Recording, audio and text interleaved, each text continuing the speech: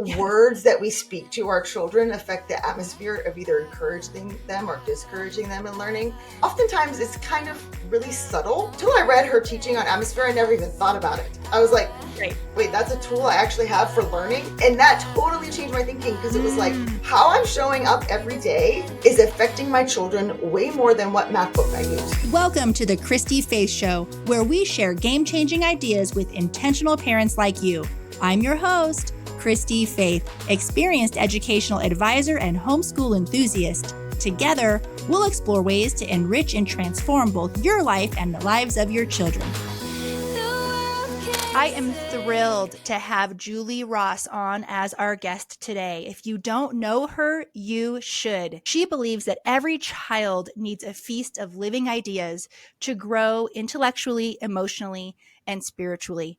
Julie was a former public school teacher, curriculum coordinator, assistant director of a homeschool academy, and has homeschooled her own 5 kids for over 20 years. She also developed the amazing curriculum, A Gentle Feast, that provides parents with tools and resources needed to provide a rich and abundant Charlotte Mason education to their families at home. Thank you so much for being here today, Julie. I'm going to start with the question I really want to ask you today.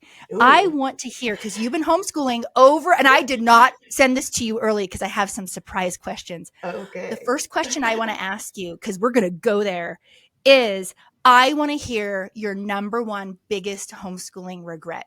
That's really good. That I didn't trust myself. Early on, even though I had been a school teacher, even though I had all this experience, even though I've helped other parents, I was always second guessing myself and fearing that I was going to mess up my kids and I was going to ruin this whole thing. And as I've grown older, and I think that's part of it, you have to learn some of this through experience, to have the confidence to believe in myself and trust that I'm getting the answers, trust my own judgment, intuition, whatever you want to call it, divine leading, to go, I know what's best for my kids. I know what I'm doing. And to make decisions from a place of confidence rather than always trying to find some other expert to tell me what to do. I think that's powerful. I think every mom struggles with that. Why do you think in our society, homeschooling is that one piece where all of a sudden when our kids turn 5, we're not qualified anymore? Why do you think that is? I don't know if this is, I have no data to back this up. This is just Julie's personal opinion here.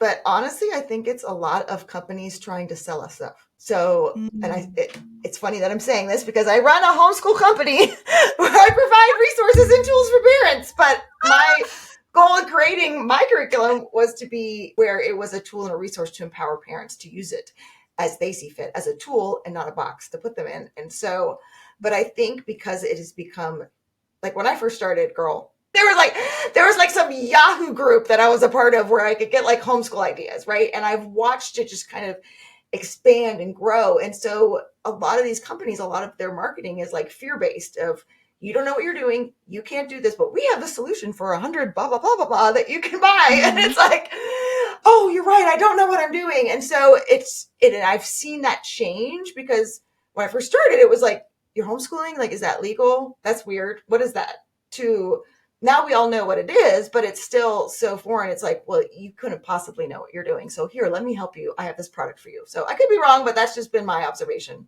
Well, and I think that's fabulous. And you know what? Don't be ashamed of that, because that's why I love you and I've enjoyed getting to know you, is you are offering something amazing. I use it myself in my homeschool. I absolutely love your morning time. But one thing I love about it is exactly what you said.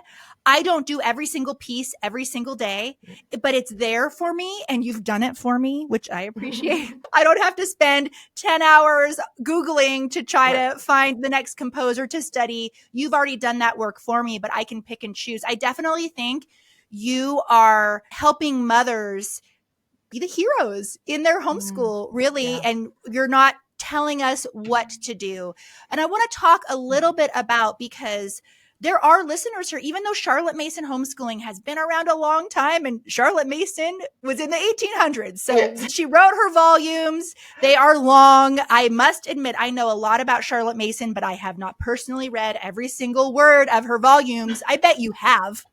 I have. Yeah, of course you have. But I want to hear from you, just in your own words. What is a Charlotte Mason education, and why do you think it is so appealing to homeschoolers today? Home provides such a special environment for children to learn about all of life. Mm-hmm. And so she was training governesses to go into people's homes, and then it started spreading throughout the British Empire. And a lot of moms who were overseas didn't have governesses. So they're writing to her, can we get your book lists? Can you help us? And so she started teaching moms to teach their own children. Now, as schools saw the success of these students who were being trained by governesses and then eventually going to higher level schools, especially the boys, they started seeing like these amazing results. And so schools started growing up in England based on her philosophy. So that's why she's popular with homeschoolers, I feel like, because it really is valuing. Her first volume is called Home Education for a reason. The way I explain it in kind of simple terms is that Charlotte Mason had such a high view of children. And she said that children need to be fed on a steady diet of ideas. Those ideas can come from books, music, art, being out in nature, and that is the only thing they can actually process, and that their minds need those to grow and expand. We try to stuff them with information instead. And she says that's what actually like kills the curiosity and love for learning out of a child. She also said that the only education is self-education, and that we as teachers, our role is to provide all these living ideas and all these resources, but only a student can come to these and claim them for themselves. And so they do that through a process of what she called narration, which is really easy. It's just telling back what you've learned. Yes. But it allows the student to synthesize it and make it their own. So from a very young age, they are self-starters. They're lifelong learners. They're learning that I know how to learn and take in information, which makes it so, to me, revolutionary from a lot of the educational models that are out there. Fantastic. And she talks a lot about, in her volumes, education being an atmosphere. And I find this idea so abstract and hard to explain. Do you have the secret sauce of saying, how is this practical? What do you mean educate? Yeah, an atmosphere. What does that mean exactly? And I love how you distill the Charlotte Mason abstract ideas into a practical way. So what does that mean? Well, I kind of, atmosphere, air, right? So think about like your thermostat on your house, right? And how that, can make it really hot and uncomfortable, or like, okay, we're setting the thermostat correctly. I believe us as moms, we're setting that thermostat. The atmosphere is what we're creating. Sometimes it's based on our emotions. Unfortunately, our moods can really affect the atmosphere. The words that we speak to our children affect the atmosphere of either encouraging them or discouraging them in learning. Oftentimes it's kind of really subtle. Like you don't even, until I read her teaching on atmosphere, I never even thought about it. I was like, wait, that's a tool I actually have for learning. And that totally changed my thinking, because it was like, how I'm showing up every day is affecting my children way more than what math book I use. Or if I'm combining my two kids for geography. Like people ask me these kind of questions all the time, and those are so important. But it's what I'm creating through the words I'm saying, through the things that we're doing in our home, that is going to have a lasting effect. She says there's nothing as important that's going to have a lasting effect on your children as the atmosphere of home. And we all know that. And maybe that's like some of your experiences growing up, right? You go into like someone's house. I had a friend down the street, and her parents and her dad yelled so much all the time. And I was like scared to go in there, because as soon as you walk in the door, you could feel like that tension. And then you go into other people's houses and it looks like a museum, and it's like, don't touch this, don't do that. Children are better seen and not heard, And then, you go into other people's houses and they're really fun and vibrant and they're loud because everybody's talking and sharing ideas, and like, or other people are really studious and their houses are like have classical music and everyone's reading. Like your home environment, your atmosphere is going to be different than someone else's. So don't try to make it based on what you see on Instagram or someone else's home environment. Really think about who you are as a person and how you want that to show up in the atmosphere of your home, because your children are going to live in it. They're going to breathe it in. So you might as well be intentional about creating what you want instead of non-intentional. You're going to create an atmosphere no matter what. So it might as well be a positive one. Yes. And I tell parents all the time, your kids are being raised, whether you're doing it or not, whether you're letting a TV do it, video games do it, a grandparent, a nanny, your kids are being raised. And I think that's such a powerful message about atmosphere, and that we need to be intentional about the environment that we have for our families. But don't you think that this is permission to dream? Like to dream Absolutely. up Yes. It's very what we exciting. want. Yeah, it's so Yeah. exciting. And it can be little tiny things like starting your morning time with classical music, even if you don't know anything about classical music. I had a time where I was doing that, and right, we light a candle. And yeah, my kids Yeah. fight over who's going to light the candle, which drives me Oh, crazy. that's not But just at my house? Okay, that's good to know. Or who gets to blow out the candle? That's even yeah, more of a fight. Yep. yeah, who's going to blow out the candle? Exactly. And then the little fingers can't click it. So then there's tears because you can't click the lighter. Yeah. But no, I think that's so great. And I truly believe that there is an epidemic in our country of parents thinking that life happens to them rather than deciding and designing the life that you want. But I'd like to transfer that to childhoods. We can Yes. design our kids' childhoods. And yeah, it's not going to be easy, and it requires working on ourselves Yep. and being the best teachers and mamas that we can be. But that is such a powerful message. And Charlotte Mason said it first, and she Yeah. used the word atmosphere to describe it. I want to ask you, because I think this is something that you've really nailed with your curriculum, is teaching multiple ages. It's one of the primary questions I get on my lives and social media, because we have this mindset in society that there are different grade levels and you teach different things for different Yeah. grade levels. And how do I even manage that all day when moms aren't homeschooling? That's what they're envisioning themselves doing, is juggling in front of a whiteboard. What is the key? You have 5 kids. What is the key to managing the multiple ages, to making sure that your older ones who maybe are closer to leaving the nest and maybe are college bound, them still getting what they need? And why you might even have a young one, if you have a lot of kids, who's still learning to read. How do you manage all of that? Well, several things. So Charlotte Mason used forms instead of grades. So there's not 12 grades. So that makes it really easy to begin with, because you're going to combine some kids no matter what. So she had a little bit more forms than I do it, but I do it in 3 grade chunks. So grades 1 through 3 are together, 4 through 6 are together, 7 through 9 are together, 10 through 12. So that already makes you're going to be able to combine some kids right there. Yeah.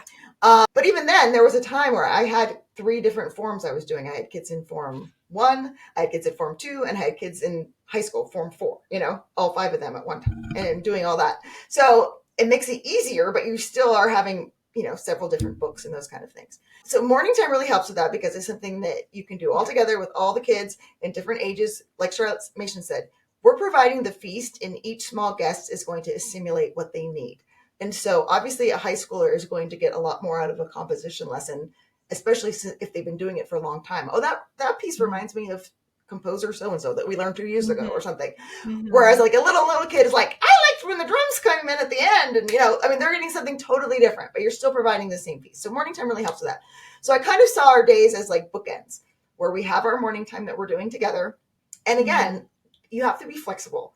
So as I have high schoolers and they're working at Chick-fil-A till midnight, I don't make them get up at 8:00 in the morning to come join us for morning time. Like, they can come hear some of these things as they wish, I let the kind of reins go a little bit as they got older. But then we ended our day together too.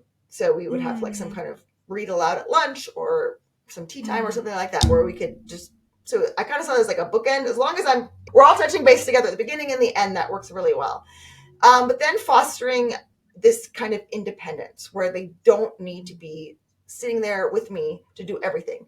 Now, I had some kids who were independent at 2nd grade, and I have another child who now at 7th grade is working independently. So it really just depends on the kid. And I think it's so important to realize that and not go, oh, well, now that they're reading, they should be doing all the work by themselves. And here's your list for the day, and go off and come back to me. And then in 4 hours, they did absolutely nothing because they weren't ready.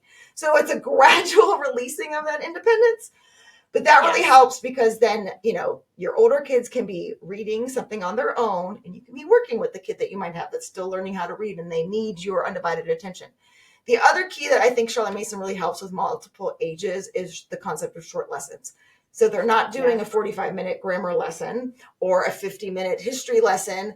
So they might be reading by themselves for a shorter period of time. Our reading lesson's only going to take 10 to 15 minutes. So I'm not spending hours working with this one child where everybody else is off doing who knows what, right? So in 15 minutes, I'm doing a reading lesson. I need this child's undivided attention. People have enough to do for 15 minutes on their own. And then I can check back in with everybody. I'm not kind of leaving them for long periods of time, if that makes sense. Right. Yeah.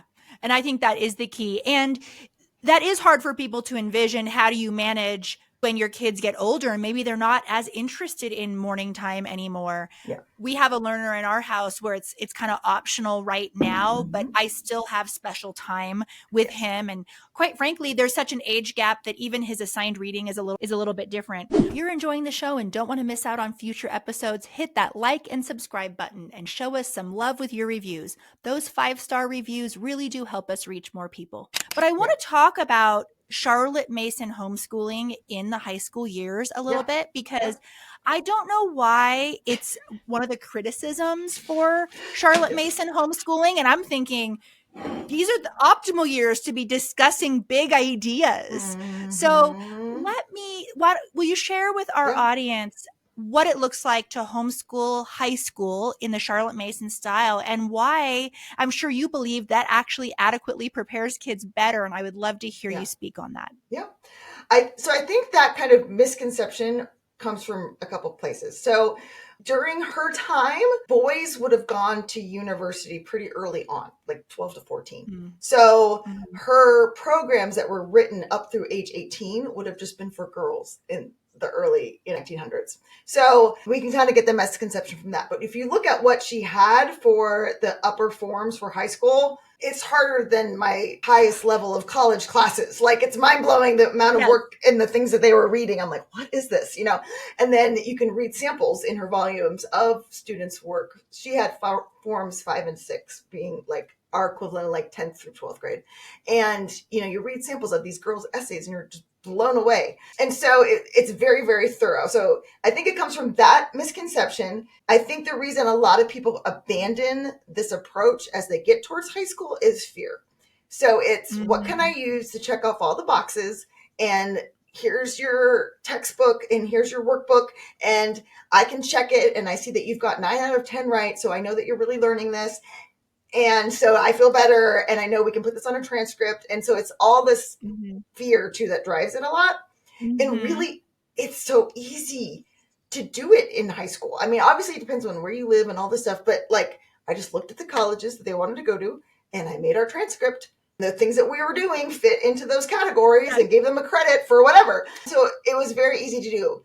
I think it's so powerful, like you were saying, to have this approach in high school. And I'll send you links because I have 2 1-hour classes I did all about using the Charlotte Mason method in high school because it's so in-depth. Wonderful. But yes, just to touch on it here, because like you said, they're reading very complex books and they are putting them into their own words through narration. At this age, they're doing a lot of it written. Or, in high school, I let my kids use their devices and they would record a video of themselves giving me an oral narration and text it to me. I mean, that's the world we live in, people. Learning to communicate complex ideas. And so my girls, when they were in college, well, first of all, they were like, Mom, I can't believe you made us read all that hard stuff, because the stuff we have to read in college is so much easier than, Les Mis or the Winston Churchill's history volumes or whatever it was. They're like, this is so much. Our English 101 textbook has Google articles. I'm not even joking. And so I was like, well, see, now you're so prepared. Aren't you so grateful? And then my one daughter was like, I was like asking her about one class, and she's like, oh, Mom, it's so easy. I was like, really? She's like, yeah, every week, all we have to do is read and write a summary about it. And I was like, that's easy? She's like, yeah, this is what I've done my whole life. And I was like, oh, okay, perfect. So it prepares them because they're able to think through really complex ideas and be able to communicate that with other people. And I get this question all the time in my talks. So now I include it because when I first started giving talks on Charlotte Mason, people come up to me afterwards and like, this sounds really nice and everything, but is this actually really going to work? Like, is my child actually going to be able to get into college and get a real job and all that? And I would always ask like, oh, well, how old is your child? And they're like, 4. Let's back up a little bit here. Like, this has been around for hundreds of years, not hundreds of years, but over 100 years. It's been used in hundreds of schools, families, etc. And so, yes, if this was something that was not working, it would not still be around. But then I started digging a little deeper because I was like, how do I answer this question? And so Google came out with a study of their top employees. You can Google it. It's called Project Oxygen. And what they did was they were looking for what skills their top employees had. And they went into the study expecting that their top employees would have STEM skills as their highest skills, science, technology, engineering, mathematics. What they found was their top employees scored the highest on what we consider soft skills. And the skills, the top 8 skills were some like empathy, being able to think through complex ideas, being able to communicate well with others. And all the things they were talking about, my mind was blown because I was like, this is what a Charlotte Mason education does. Because it's not telling you what to think, it's teaching children how to think. And so they're able to think through complex ideas. They're able to communicate well with other people because that's what they've been doing their whole life by narrating and telling you back what something's about rather than checking off a bunch of worksheet pages. They're able to have empathy because they're reading living books and they're putting themselves in the shoes of all these different historical characters and all these different scientists and things. So they can think what it's like to look at the world through a different lens. And it was like, this is what a Charlotte Mason education does. So, will this prepare them for the real world? I think even more so than a traditional education because they're learning how to think for themselves. Again, that work of self-education. It's building that mental muscle to develop those skills of being able to learn and think through complex ideas on your own. That's fantastic. And I think a lot of it is fear-based. And I think you actually in that answered my next question, which is what would you say to people who feel that Charlotte Mason is out of touch? Drove the point home that she's not out of touch. It's interesting that you said that because one of my son's Latin teachers was homeschooled herself and she went to Stanford. And I remember talking to her last year and she was telling me how easy Stanford was. She got there. Everyone was struggling. They couldn't figure out how to plan out their day, plan out their semester. They were thrown by the idea of a professor assigning reading and then them having any type of responsibility for it after. I mean, this sounds crazy that you're at Stanford, but no, she said that they were thrown by simply having to teach themselves through reading. They were thrown by that. Yeah, they want someone to tell them what to think. Exactly. And tell them what to do so that they can get the grade that they need so they can get the job that they want later. But actually, what do we really want for our kids, right? Is education utilitarian? What is it? I mean, that's the big question I ask in my book, Homeschool Rising, in the very first chapter.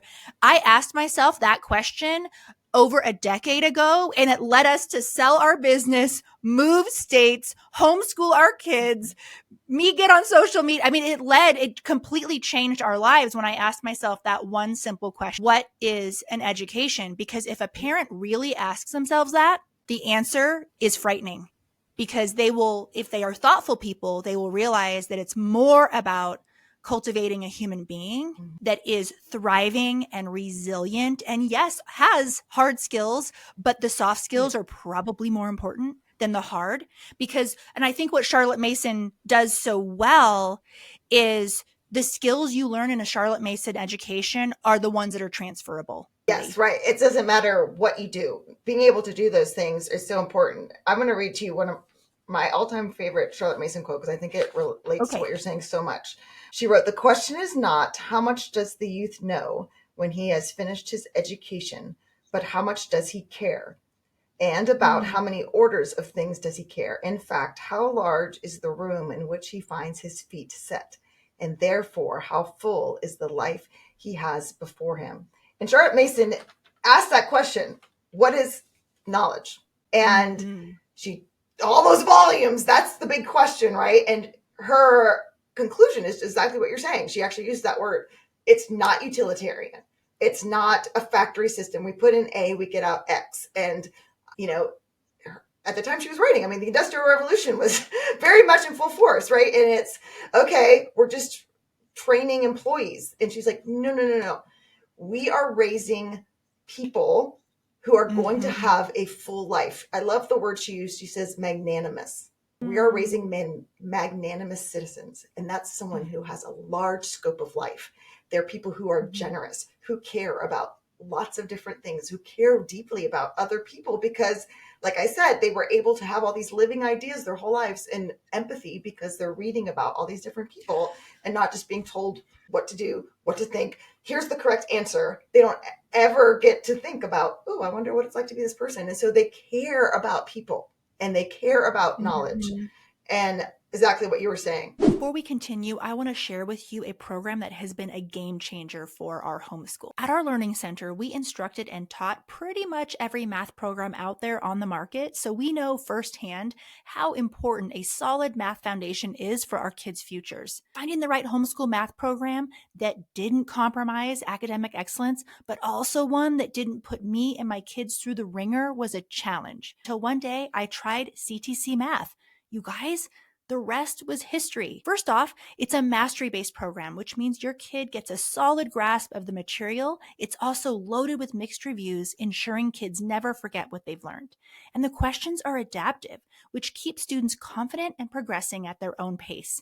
But the best part, all the teaching and grading done for you. With CTC Math, there is no compromise on excellence. Your child gets a top-notch education, and you just made your homeschool life easier.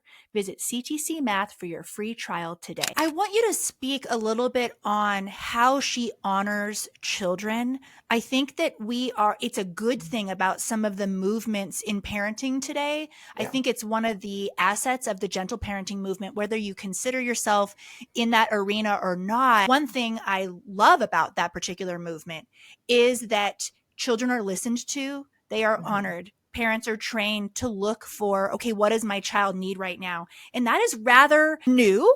Our parents did not raise us that way, and our parents were certainly not raised that way themselves. And I feel like this is such an important idea, particularly if you want adult kids that still call you and text you and want to hang out with you, and you have adult children. And I would love to just hit play on you right now to express what she said about honoring children and then how you've seen the fruit of that in your own life with homeschooling your own kids. Yeah. So her first principle, she has 20 principles of education. And the first principle is children are born persons. And that sounds very simplistic, right? Because obviously they're not born like dogs or something. But what she means by that is they are born with fully equipped brains, souls, bodies that we are helping to guide and direct and encourage as they grow. But they are born full people. And the time she was writing, that was so revolutionary to start off with that principle, because in the Victorian time period, children are better seen and not heard.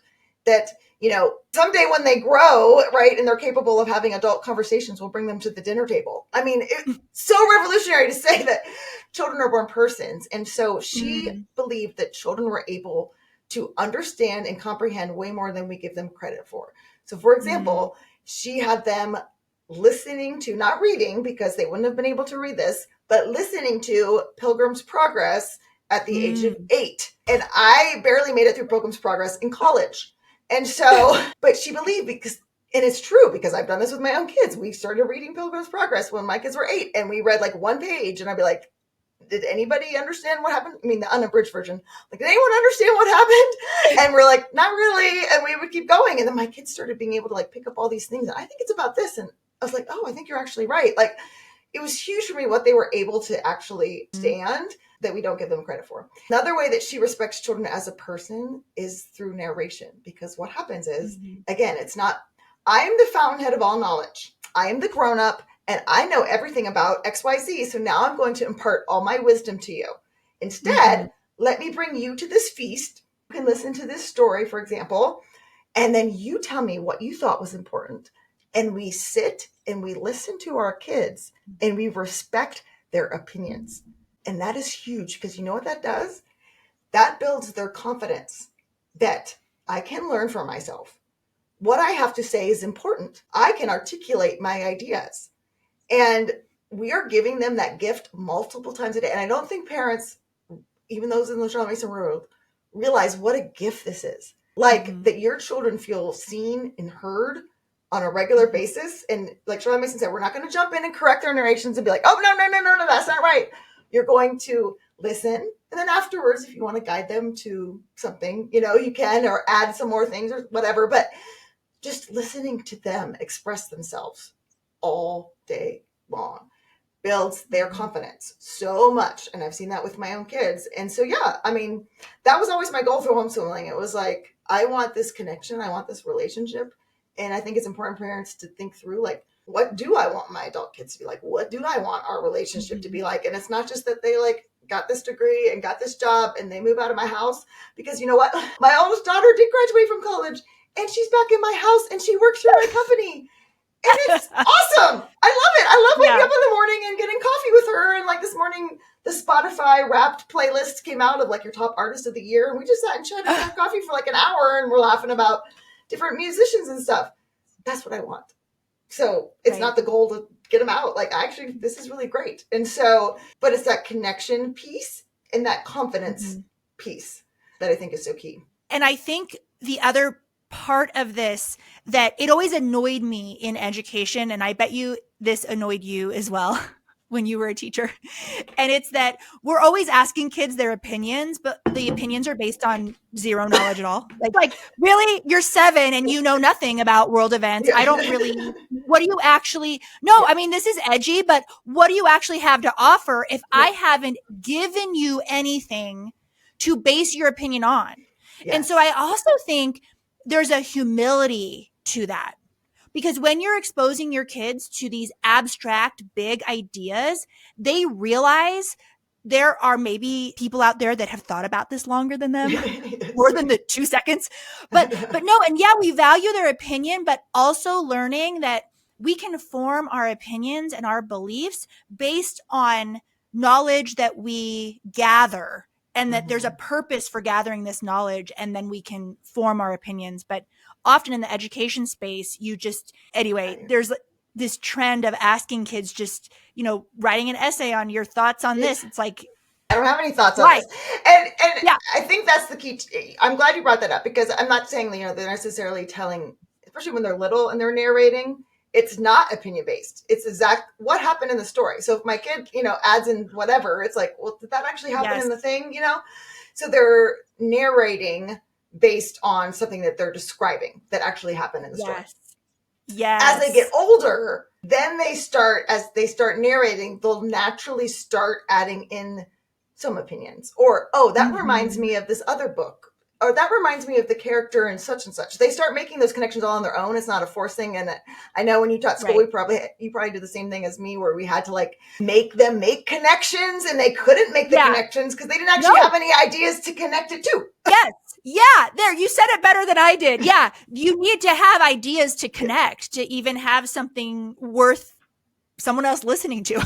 Right. And if all I read is a textbook with some bare facts in it, I don't have anything to connect that to. That person, that wasn't even a person. I just I read some fact about, William the Conqueror did blah, blah, blah. And I don't know who William the Conqueror is or what, but if I read a story and I learned about how they buried him, put him in a coffin, but he was so fat and all this gases in his stomach made the coffin explode. And that's the coolest story ever. And I remember that now, now I have something to connect it to about William the Conqueror, right? It's a real person, a real event. Right. Sorry, that just randomly popped in my head. I know that's the most random history fact ever, but I think what's so important is, listeners right now, think back to what you remember in your education when you were little and growing up. I can guarantee that what you remember about your education is connected to an emotion, either sadness, surprise, or something else.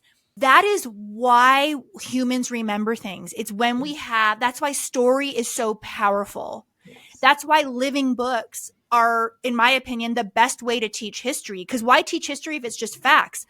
I'm going to teach history because I want to be changed, and I want my kids to be changed. Otherwise, why study it? It's not worth it. No, and I think that's so key and I love that she does that for every subject. I think last that's about high school too. So one of the books I use in high school chemistry is a book called Napoleon's Buttons, and it goes through the chemical compounds and chemical reactions found in all the parts of his uniform, right?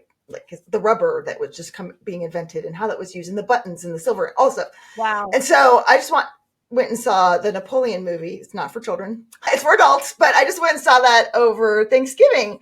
And the whole time my brain is running through, oh, he's wearing this. And that reminds me of this. And like, I actually understood chemistry for the first time other than just a bunch of random formulas that I had to memorize that didn't mean anything at all. Like, I was like, oh, that's what causes that to happen. Oh, that makes sense. Like, I actually understood it because it was taught in a living way. Absolutely. I've been wanting to see that movie. Yeah, it's really but good. I saw the director. I forget, is it Scorsese or Riley Scott? Yeah, Ridley Scott. And it's like, okay, it's going to be violent, but that's fine. There was it's history. There were lots of scenes where I went like this. Yeah. So I want to ask you, we all in the homeschool space, we all are passionate about what we're doing. I'm passionate about Thrive Homeschool Community and helping moms just, tame this very complicated process of homeschooling kids. I want to hear why you started a Gentle Feast. What did you see in your space that was a problem, and what problem does a Gentle Feast solve? So when I first started homeschooling, I wanted to give my kids a Charlotte Mason style of education. I had read the book For the Children's Sake by Susan Schaefer Macaulay, which everyone should read. And I was like, and I was actually teaching public school at the time. And I read it and I actually wept as I was reading it because that was the kind of education I wanted to give my public school students, but I knew I couldn't in the constraints of what we were allowed to teach and what we weren't allowed to teach. And that's actually what made me quit teaching and want to homeschool my own kids. And but there was nothing. Like I said, there was literally a Yahoo group and like nothing. Or reading Charlotte Mason's volumes. And I didn't know how to actually implement it in my home. The book For the Children's Sake is very inspiring, and she does give a lot about the philosophy, really breaks it down in really easy to understand ways, but there was no like, what do you do on Monday morning was in there. And so I was just very clueless, and I was always trying to put things together, and I felt like I was just running in circles. And so I very easily went back to like what I knew from public school teaching. I was like, okay, this is safe. This works. But after several years of homeschooling, I've in spending way too many hours on Pinterest trying to find things and printing them out at midnight, I realized that something had to give, or I was never going to be able to sustain this. I was so burnt out and discouraged and just wanted to throw in the towel. And so I was like, I really have to dive into what Charlotte Mason said. And that's when I started reading her volumes for myself and started, talking to people and working through things and kind of develop my own thing that I was doing in my home. And I remember I actually had a friend who came over one day and, I'm showing her what I'm doing and stuff. And she's like, this is incredible. She's like, you need to sell this. And I was like, nobody would buy this. Everybody can do this. And she goes, well, yeah, if they want to spend like 100 hours and whatever, finding all this stuff. And, the internet was much better then, but, she's like, not everybody wants to spend all the time doing this. And you put it together. And so for me, it was a passion project of, yes, this is what I've been doing in my home, but also what would I have wanted back then when I was first starting? I didn't want to just buy a book at a homeschool convention and go home and on Monday morning open it up and be like, I actually have no clue how to use this. It's going to sit on a shelf and collect dust. I really wanted someone to like hold my hand and be like, okay, here's how you actually do this. Come Monday morning. Let's schedule things this way. Oh, you're discouraged about this? Okay, here's some answers for you. And so I really created it as not just another curriculum that you could buy, but really as like a whole comprehensive program to really help parents understand the philosophy. Because if you don't understand it, you could have the best Charlotte Mason-ish curriculum in the world and hate it. So let's have the underpinnings of really understanding the why, and then I can give you the how. Yes. And that is where fear will be crushed, because it can make parents feel uneasy, like, oh, there's a chemistry requirement. I got to write for the high school transcript. But when you actually realize why you are doing this a different way and you're saying no to the conventional system, and that your kids can still get to where they want to go with this style of education, is extremely powerful. But getting past that fear, I think, is super important. I love that you get at that why. I also personally find the way you have structured the curriculum to be very user friendly. That was my goal. And I'm glad you spoke about, the fear too. A lot of people say homeschooling is easy, and I just flat out disagree. I think at times homeschool can feel really hard, and part of it is the weight of the responsibility to not mess up our kids. We are often riddled with self-doubt, second guessing and feeling overwhelmed with excessive amounts of information out there and all of the options. And at the same time, we love our kids. We don't want to mess this up. So how do we build a homeschool that our kids will thank us for later on down the years when they are adults? Well, the first step is joining Thrive Homeschool Community, where you find the 8-step homeschool success framework. This helps you build an undeniably successful homeschool that gives your kids what they need now, that also prepares them for their future and helps you in the day-to-day as well. Each year and each kid presents us with uncharted territory. But with the right plan, you can rest in the security and confidence that you are doing a great job. The path is easy. Join Thrive, say a quick hello to all your new friends, start right away the 8-step homeschool success framework, and kiss anxiety goodbye. It's risk-free, no contracts. You can cancel anytime, no questions asked. You know, as a life coach, that's something else I really work with homeschool moms on. So it's not, you know, I have a general feast, but I also provide courses where I bring moms into little small groups and I coach them through some of this mindset stuff as well to kind of give them the confidence to go, oh no, I can actually make this decision. I can actually try this. I can take risks. It's okay. Yes, I can make mistakes. You know, we hold ourselves to such a high standard, and we can, there's actually quite a large margin, I think, right, before a kid's ruined for life. I want to hear just on a personal level, I like asking everybody this. What is one thing just in your own life right now? You are a working homeschool mom. What's one thing that you personally are working on in terms of self-growth? Well, I'm always self-growing. That has been like, I mean, even in high school, like the books that I would buy to read were always like personal growth books. I've always been super fascinated with this topic.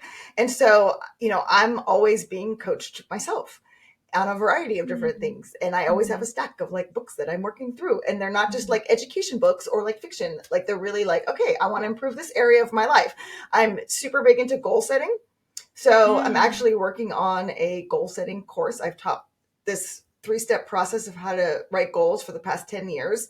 And so I'm working on getting that going for the end of the year, because I've just seen how important it is to set an intention, to set a goal, and then how to make that actually happen in your life has been so key. And so I've accomplished so many different goals. It is so funny that you asked me that, because I was just thinking about that this morning. I was like, what would be my next goal? Because I've accomplished this, and I've done that, and I've done that, and I've done that. And I'm always like learning new things and trying new things. And so, and as we get older, so I just turned 47. And one of the things that happen as we get older, you know, our brains can start to go. And one of the ways that we can keep that neuroplasticity happening is by building new synapses, by doing new things. And so it's not just like I do crossword puzzles or, you know, those kind of things to keep our minds active. Like we actually have to be trying something we've never learned before. So I always set a goal every year to try something I've never learned before. Now, a couple years ago, I tried guitar. It was actually way harder than I thought it was. I thought I could just pick it up and be like Taylor Swift or something, but that was not the case. And so it was actually very frustrating. So I tried it for a couple months and I was like, oh, I don't want to keep doing this. And that's okay. That's the key. We don't allow ourselves to play, because little kids do that, right? They'll try some hobby. They don't like it. They'll play with this new toy. They don't like it. They, you know, and that's part of what helps them grow and develop when they're little. And we don't realize as adults, we still need to be doing that. So I recently started playing pickleball. Do you love it? It's so much fun, but I am so bad. I'm so, like, my hand-eye coordination has always been bad. And so, yes, I am taking lessons my goal is to actually be able to hit the ball. I love that. You know, right before, because, you know, my story is I accidentally like hit it on TikTok. I wasn't even planning that. But you know what I was consumed with before that? And I actually put it down because I realized that I had like this heavens open epiphany, like, Christy, this is what you are now doing for the rest of your life. It was like one of those moments from God. I'm like, all right, well, what I had to put down, and I really want to pick it up in the new year, is I was learning how to knit. Oh, that's cool. And that was really one thing I struggle with, is staying in the moment. I am such a planner, and I love going a million miles an hour, and I love living on the edge of the wave. But it was forcing me to be in the moment. That monotony was really healthy for me. And so in the new year, my girls are now learning to knit. My mom is teaching them. Oh, and in our morning time, In our morning time, we knit 2 rows. And that's kind of how we start. We light our candle, we knit 2 rows before we dive into our beauty subjects. And so in the new year, I'm going to be picking up my knitting again, and I'm really excited about that. I love that. So I encourage everybody who's listening, pick something that you want to learn this year and make that your goal. Yeah, I love that. And we'll put all of these links for how to find your life coaching, those courses that you mentioned. We'll put in For the Children's Sake book in there too. Everything that we've mentioned, we will have in the show notes. And you already answered my next question, which is, what projects do you have going on? I'm really the goal setting course. Can I be in it? Of course, yes. Very excited. Awesome. Well, it'll be an excuse to spend more time with you. This episode was action packed, and I'm sure parents are going to be hitting your webpage and wanting to know all the things about what you offer, and even looking at your curriculum, which I really hope they do, because I know it's been a gift in our morning time specifically. Please let us know, where can our audience find you? So I have 2 sites right now. A Gentle Feast is the curriculum that you were talking about. And then the feastlife.me is my podcast and my courses in the coaching program. Awesome. And we will put both of those in the show notes. I want to ask you the juicy question. Okay, what's the juicy question? Yeah, I know. What in the Charlotte Mason world can you not get behind? So that was a great question. I loved it, actually, because I feel like there has been some things that I've been very frustrated with the Charlotte Mason world. And one of them being that this is the box that you must fit into in order to provide your family a Charlotte Mason education. And if you're not doing XYZ, and if you're not doing it this way, or the way that, Charlotte Mason wrote about it on page 47 of blah, blah, blah, and you shouldn't be doing it that way, then you're not giving your children a Charlotte Mason education. And I've seen so many people who have given up on this philosophy. I talked to them at the homeschool conventions because they felt so much pressure under the weight of having to do it all right. And I mean, you want, I'm going to get up on my desk right now, girl, because that is like my soapbox, because that is so not what Charlotte Mason would have wanted. And this philosophy is so empowering for moms. It's so freeing. It's so revolutionary. But then there are just certain teachings where it's like, nope, you have to check off this box and this box and this box and this box and this box, or you're not doing it right. And I'm like, no. What's the heart of it? Well, Charlotte Mason said that we have to be outside for 4 hours every day, and we have to have an object lesson about something in nature. And should we use colored pencils or watercolors in our nature notebooks? And I'm like, what? I'm like, no. What's the heart of it? Charlotte Mason wants your kids to be outside, observing the beautiful creation and making connections among complex ideas by being outside. And here's all the things they can learn by playing outside and being blah, blah, blah, blah. That's what's important. So you don't have to do it this XYZ in all these different ways in order for it to be right. Can you just go on a nature hike once a month and let your kids explore and talk about it as a family? Yes. In my opinion, yes. Right. And it's not like, well, Charlotte Mason taught Plutarch starting at grade, blah, blah, blah, blah. And if you don't do Plutarch, then you're not doing it right. And I'm like, no, I think, what's the heart of it?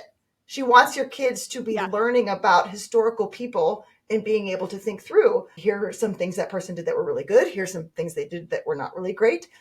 Can people be both and start having complex discussions about that? That's more important than what Plutarch volume you're reading and what age you started at and blah, blah, blah. And so I'll stop because I could go on about this for hours, girl. Well, and I love it. And you're talking and I was like, oh crap, I haven't done Plutarch yet. It's okay. I know. I mean, I'm serious, because we read modern books about different historical and like diverse people that Charlotte Mason didn't have access to. And we talk about those people instead. Right. And I think that's what matters. Right. And you don't, your kids don't need to be the Von Trapps doing this. Yeah. You don't need to. Yes. You can. If you want to, you can. That's not going to be how I do it though. No. So, music appreciation. Yes. Learning to fall in love with music that is written in such a way that elevates our minds and our hearts. Absolutely. But there are certain things that you don't have to do. If you don't want to do them, if they're not resonating with you, that is perfectly okay. I would love for you to end on that quote that you wanted to. Yes. So this comes from the Times article that was written in memoriam after Charlotte Mason passed away. And it says, others will write of Miss Mason's work from the point of view of the trained teacher. But how much greater is the debt of a mother who, without any training at all, could teach her children through the method that Miss Mason had worked out. It was she who made the impossible possible, who showed us term by term what books to use and how to use them, who taught us how to take the children straight to the fountainhead and let them learn from the books themselves. It was she who realized what home education might become, who changed the whole atmosphere of the homeschool room, who inspired us for our work and gave us the power to carry it out. A pioneer who blazed the trail that many of us followed with keen enjoyment and grateful hearts. Thank you so much for thanks for having joining me. us today. I can't wait to share this with all of my mamas.